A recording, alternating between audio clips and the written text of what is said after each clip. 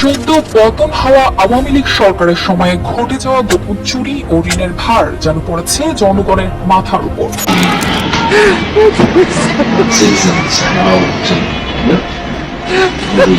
বলো বলো।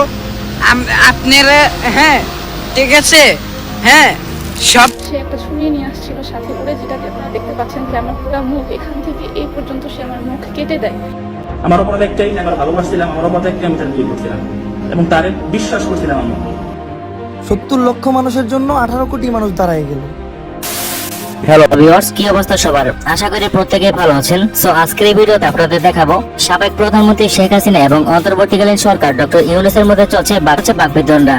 আমার উপদেষ্টা পারবে না, এই দেশটা আমার বাপের, তো শুট করে আবার আমার উপদেষ্টা পারবে চোর একটা। তো এছাড়াও সাবেক প্রধানমন্ত্রী শেখ হাসিনা ডক্টর ইউনূসকে নিয়ে কি বলেছে ভাইরাল কল রেকর্ডে শোনাবো। তাছাড়া সম্প্রতি ভাইরাল হওয়া অ্যারাবিয়ান বোরকা কালেকশনের রনি এবং তার স্ত্রী রয়া তাসনিমার ঘটনা সম্পর্কে কথা বলবো এবং সমন্বয়ক শিক্ষার্থী আসিফ মাহমুদ এবং নাহিদ ইসলাম ইংরেজিতে কথা বলতে না পারে তাদের নিয়ে চলছে ট্রল। এবং অন্যদিকে ওমর ফায়ার সম্পর্কে গুরুত্বপূর্ণ আপডেট রয়েছে, তাই সম্পূর্ণ ভিডিওটি দেখতে থাকুন। তো চলুন আর বেশি কথা না বাড়িয়ে মূল ভিডিওতে যাওয়া যাক।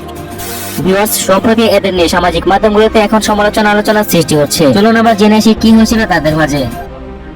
একটা মানুষের এই যে আমার চেহারাটা দেখতে পারতেছেন, আমার চেহারাটা সবাই একটু দেখেন, এই যে আমার চেহারাটা কোথা থেকে কাটছে আপনাদের দেখে। আমার মাথায় কিন্তু চুল নাই, আমার এতটুকু লজ্জিত হয়ে আজকে মানুষের সামনে আসতে হয়েছে। আমার মাথায় কিন্তু চুল নাই, আমার এই পাশে যখন চুল কাটা হয়েছে, আমার এই পাশে যখন কাটছে, এই যে আমি আপনাদেরকে দেখাই, এই যে দাগটা। হ্যাঁ, আমার আগে একটা মেয়ে ছিল, আমার মেয়ে তার কাছে সেফ ছিল না।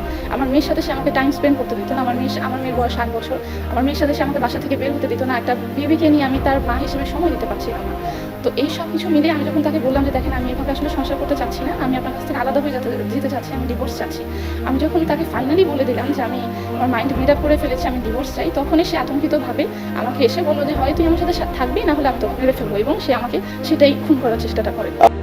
এই যে আপনারা জানেন, মানুষের কথা উচিত না, ওয়ান সাইডেড কোনোদিন কোনো সিদ্ধান্ত নেবেন না। এটা মোহাম্মদ সাল্লাল্লাহু আলাইহি ওয়াসাল্লাম ছিল না। আমি অন্যায় করছি, আমি তার গায়ে চিন্তা দিয়ে থাকি, এটি আমার ভুল। যে ভুলের জন্য আমি তো ধরেন আমি অনুতপ্ত। কিন্তু তারা যদি আজকে সে এইভাবে যে আমার ক্ষতি করেছে, সে যেতেছে, সে যে 4 বছর ছেলের ক্ষতি করবে না, এর কি গ্যারান্টি আছে? আমার বাচ্চারা কি সে তার মতো বানাবে? তার মতো ব্যবসায়ী বানাবে? সে নিজে একটা ব্যবসায়ী, সে তার আগের বিয়েগুলো আমার কাছে কেন গোপন করলো? আমি তো আমার বিয়ে তার কাছে প্রকাশ করছি। সবচেয়ে লজ্জার কথা কি জানেন? আমি তারে, সে সব চাই না আমাকে বিয়ে করছে, আমার আগে বউ আছে, বাচ্চা সব জানে বিয়ে করছে। বিয়ের পরে বাচ্চারা যখন হইলো, হঠাৎ করে আমার SMS দেখা দিয়ে বলে যে আপনাদের বোধহয় ডিভোর্স দিয়ে দেন। ভিউয়ার্স, অ্যারাবিয়ান বোরকা কালেকশনের ওনার রনি এবং তার স্ত্রী রয়া তাসনিমের মাঝে পরকীয়া কেন্দ্র করে রনি নির্যাতন করেন তার স্ত্রী রয়া তাসনিমকে। সম্প্রতি রয়া তাসনিমের ভাষ্যমতে তিনি জানায় সে প্রথম বিয়ে করেন কোনো কারণে তার স্বামী তাকে ডিভোর্স দেয়। এরপর তিনি দ্বিতীয় বিয়ে করেন, তার সাথেও এমন ঘটে। তবে তিনি লোকলজ্জা এবং নিরুপায় হয়ে দ্বিতীয় নম্বর বিয়ে করেন এই রনিকে। তবে তাদের দুজনের বিয়ের সম্পর্কে যাওয়ার আগে রনি রয়া তাসনিমকে জানান, কিন্তু রয়া তাসনিমের পূর্বের বিয়ের কথাগুলো রনিকে জানান না। কিন্তু এক পর্যায়ে আস্তে আস্তে রনি জানতে পারে রয়া তাসনিম পরকীয়ায় লিপ্ত হয় এবং এই বিষয়টি রনি জানতে পেরে লোমহর্ষক ভাবে নির্যাতন করেন রয়া তাসনিমকে। বিয়ের পরে সে আমার কাছে যৌতুক দাবি করে। আমার কোনো পারিবারিক স্বাধীনতা ছিল না, আমার সে আমার কাছে 20-30 লাখ টাকা চায়।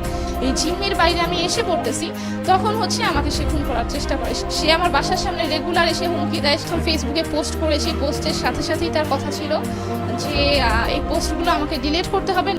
বিয়ের পর থেকে সে আমাকে একটা পরাধীন জীবনযাপন দেয়, আমার ফ্যামিলির সাথে আমাকে যোগাযোগ রাখতে দেয় না, আমার মেয়ের সাথে আমাকে সে টাইম স্পেন্ড করতে দেয় না। আমার বড় বাচ্চাটাকে নিয়েই কিন্তু আমি তাকে বিয়ে করেছি। আমার বড় বাচ্চাটার বয়স মাত্র তখন 7 বছর ছিল, 1 বছরের মতো ঘটনা। আমার বড় বাচ্চাটার সাথে সে যখন বাসায় আসে, সে তার কথা হচ্ছে যে আমি সারাদিন তুমি বেবি নিয়ে বসেছিলা, এখন তুমি আমাকে নিয়ে বসে থাকবা।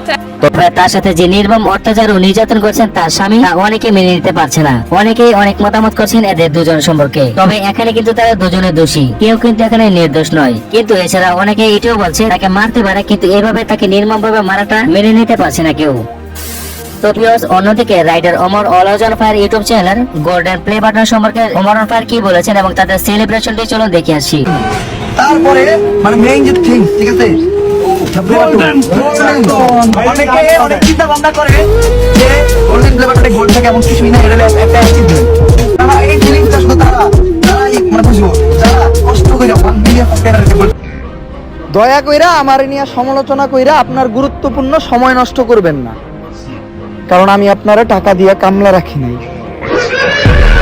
ভিউয়ার্স, এছাড়া ওমর ফায়ার টিকটকে কিছু কথা বলেছেন যে ভিডিওগুলো রীতিমতো ভাইরাল। তো চলুন সে কি বলেছেন সেই ভিডিওগুলো দেখে আসি। 70 লক্ষ মানুষের জন্য 18 কোটি মানুষ দাঁড়ায় গেল। এটা কোনো দুর্যোগ না, এটা শান্তি, এটা আমাদের ভালোবাসা। বাদের পানি আর ছাইরেন, এরপর দেখা যাইব কি পোলাপান ওই পানি দিয়ে জিহাদের অজু করতেছে। আমরা ছেলে মানুষ, আমরা মায়ের হাতের মার খেয়ে কান্না করি না একবার, কিন্তু মায়ের মুখের কথা শুনে কান্না করি বহুবার। তো ভিউয়ার, যারা অমর প্রেমী রয়েছে তারা চ্যানেলটিকে সাবস্ক্রাইব করে দিন। তো যাই হোক ভিউয়ার্স, অন্যদিকে যে বিষয়টি নিয়ে এখন আলোচনার পাশাপাশি সমালোচনা ও ট্রলের শিকার হচ্ছেন উপদেষ্টা আইসিটি মন্ত্রী নাহিদ ইসলাম এবং ক্রীড়ামন্ত্রী আসিফ মাহমুদ। বিদেশিদের সাথে কথা বলার সময় তাদের ইংরেজি প্রশ্নের উত্তরে বাংলা দিয়ে তারা পড়েছেন আলোচনায়। I think in your ministries already there are some very important issues, particularly in the ICT. Thank you very much for visiting us. We need an interpreter. Sir, it is. Thank you very much, sir. আপনাদেরকে অনেক ধন্যবাদ জানাচ্ছি আমাদের লেখাপড়ার জন্য, এবং আমরা তো এই নিয়ে অনেকে অনেক ধরনের ট্রল করছেন তাদেরকে নিয়ে। তো এই বিষয়ে অনেকে তো শেবাজ রিপ্লাই দিয়েছেন, আর যে রিপ্লাইটা আমার কাছে সবচেয়ে ভালো লেগেছে, চলুন সেই রিপ্লাইটা আপনাদেরকে শোনাই। সেখানে বলেছেন, আসিফ মাহমুদ আর নাহিদ ইসলাম ইংরেজিতে কথা বলতে না পারায় যারা যারা আজকে ট্রমায় চলে যাচ্ছে, আর এত বছর মমতাজের মতো ক্লাসলেস নর্তকীকে সংসদের মতো জায়গায় কিভাবে সহ্য করেছিলেন, কিংবা কাওয়া কাদারের শি হ্যাজ মেড আস এই জাতীয় ভুলভাল ইংলিশ বলার সময় আপনারা কই ছিলেন? ইংরেজিতে কথা বলতে না পারে এত লজ্জার কিছু নেই। বাংলা মিডিয়াম থেকে পড়াশোনা করা কয়জন পোলাপান ইংরেজিতে ফ্লুয়েন্টলি কথা বলতে পারে? বেশি কিছু না। যারা এই নিয়ে হাসি তামাশা করছেন, আপনাদেরকে একটা টপিক ধরিয়ে দিলে সেই টপিকের 5 লাইন অনর্গল ইংরেজিতে কথা বলতে গেলে আই এম প্রিটি শিওর আপনি ওইখানে করে দিবেন। ট্রাস্ট মি, আপনাদের এই ডাবল স্ট্যান্ডার্ড মেইনটেইন করার টেন্ডেন্সিটাই আপনাকে জাস্ট ক্রিঞ্জ বানিয়ে ফেলেছে। Please go and get some life of reduce your soul. Bye রিপ্লাইটা সেরা ছিল। She has made us stand taller. She has made us feel brighter. She has made us move harder. She has shown us out of darkness. She has shown us out of poverty. এটা হাস্যকর এই দেশের জনগণের জন্য হাস্যকর।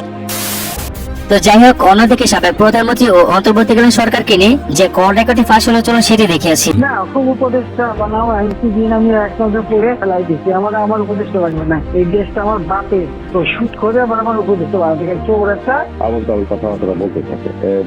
আমরা আপনার কাছে চিঠিও দিতে দেখলাম, খোলা চিঠি আর কি। এটা খারাপ আর কি, একটা আর কি। না, খুব উপদেষ্টা বানাও আইসি দিন আমি একসঙ্গে পড়ে ফেলাই দিচ্ছি। আমার উপদেষ্টা বানবে না, এই দেশটা আমার বাপের। আমার বাপ স্বাধীন করে দিয়ে গেছে, আমি জানি এই দেশ আমি চিনি। আমি বাইরে দেশে বসে বসে কথা বলার তো শুট করে আবার আমার উপদেষ্টা বানাতে গেছে চোর একটা।